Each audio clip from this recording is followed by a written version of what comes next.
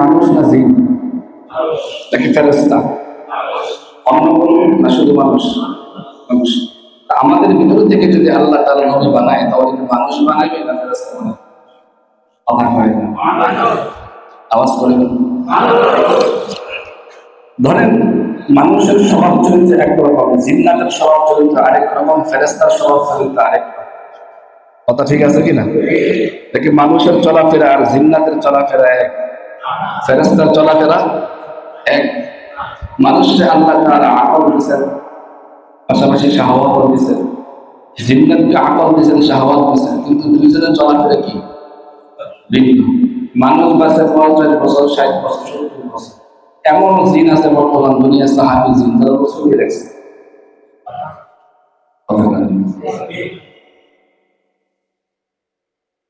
মানুষের ভিতর থেকে রসুল আসার সুবিধা কি?